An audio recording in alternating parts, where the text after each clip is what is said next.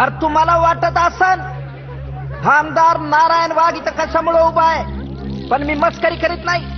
आज जे रामायण इथं घडणार आहे त्याची तुम्हाला कुणालाच कल्पना नाहीये. अरे तुम्हाला किती पुरावे पाहिजे त्या आमदार टोप्याच्या भ्रष्टाचाराचे. लवकर येत चल.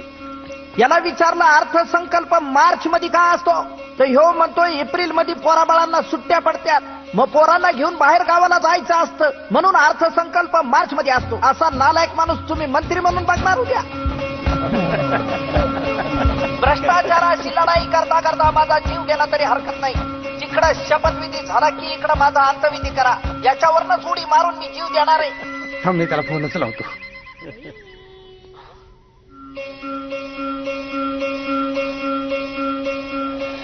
हॅलो हॅलो हॅलो नाऱ्या, लवकरच शपथ घेतोय आणि माझ्या आवडीचं खातं मिळाले, महिला व बाल कल्याण.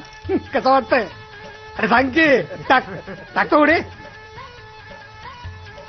टाक एकदा माझ्या डोळ्यासमोर मर झाल्या. आमदार नारायण वाघ यांच्या आंदोलनाचा काही फायदा झाला नाही. अवघ्या काही मिनिटातच शपथविधी समारंभ सुरू होणार आहे. आता आमदार नारायण वाघ खरंच आत्महत्या करतील का, हाच एक प्रश्न आहे. अरे किती अराजक चाललंय राज्यामध्ये. आता या वत्साला बाई त्यांच्या चेहऱ्याकडे बघून त्या हसतायत असं वाटतं, पण त्या कमालीच्या दुःखात आहे.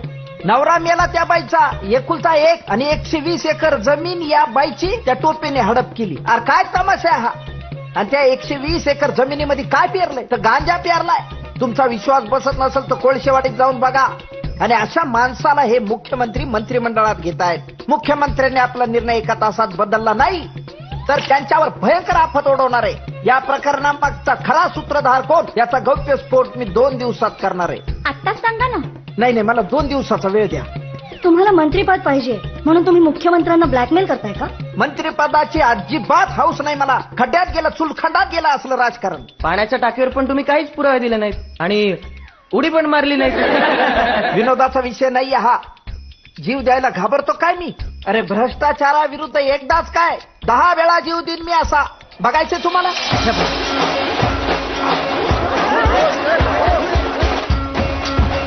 नुकत्याच हाती आलेल्या वृत्तानुसार नारायण वाघ यांनी झोपेच्या 13 गोळ्या खाल्लेल्या आहेत. पहिल्यांदाच सरकार विरोधी आंदोलनात एखाद्या आमदाराचा बळी जाऊ शकतो अशी शक्यता आहे. ह्याला काय अर्थ आहे? हरामखोर म्हणलं पाण्याच्या टाकीवर उडी मारणार आणि मग झोपेच्या गोळ्या खाल्ल्या.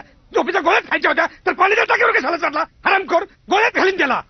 आमदार विश्वासराव टोपे यांनी असा आरोप केलाय की आमदार नारायण वाघ यांनी झोपेच्या गोळ्या खाल्ल्याच नाहीत तर त्या बद्धकोष्ठतेच्या गोळ्या होत्या. हाँ सर, कंफर्म है सर. हैम का मतलब गांजा ही है और सर उसने पूरे खेत में गांजा लगाया सर.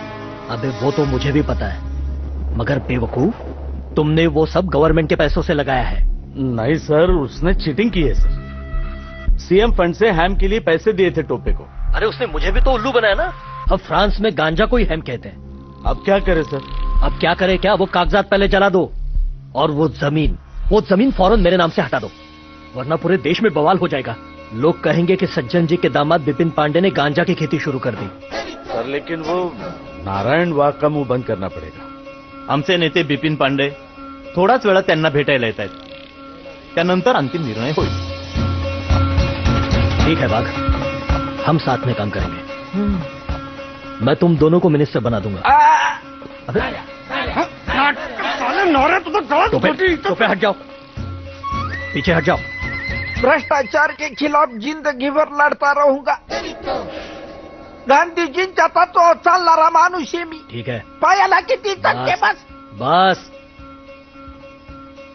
इस बार सिर्फ तुम मिनिस्टर बनोगे. तुम्हारे बारे में अगली बार सोचेंगे.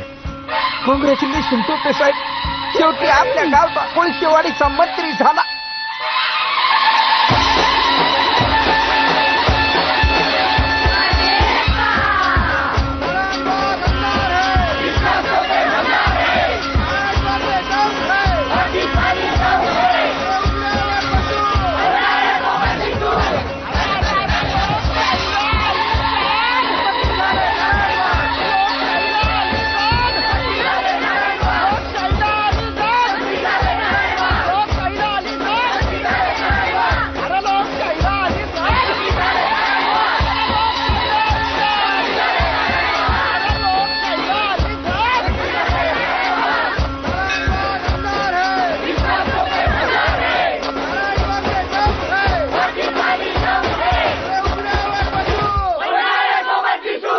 देवा, आज तुझ्या आशीर्वादामुळेच मी मंत्री होऊ शकलोय.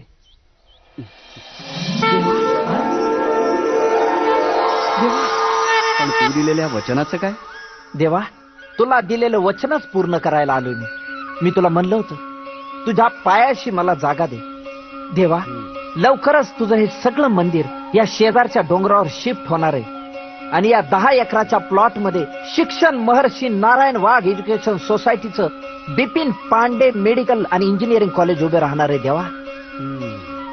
आणि देवा, मी तुला दिलेलं दुसरं वचन 1 कोटी 1 रुपयाचं. मारुतराव, पटापट या.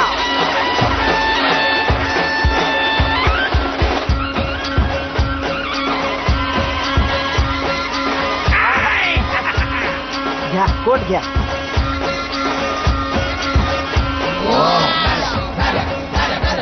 एक कोट आणि 1 रुपया. अरे कधी सुधारणार तुम्ही?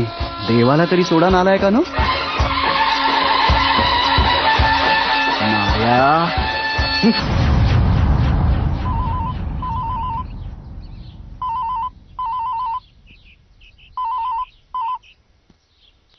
हेलो, पाय लागू बिपिन जी. नारू मत कहो ना, नारू आदमी का नहीं बीमारी का नाम है. नहीं नहीं, आपकी वजह से कल्याण हो गया जिंदगी का. कल सुबह आ रहा मैं दिल्ली को आपके पैर पड़ने को. क्या दिल्ली में ठंडी बहुत है? नहीं नहीं, टेंशन मत लो, मेरे आने के बाद देखो कैसा माहौल गर्म कर देता हूं. और बिपिन जी, वो अपने खेत में के हेम्प काफी बड़े हो गए हैं, थोड़े से लेके आओ क्या? उतनी ठंडी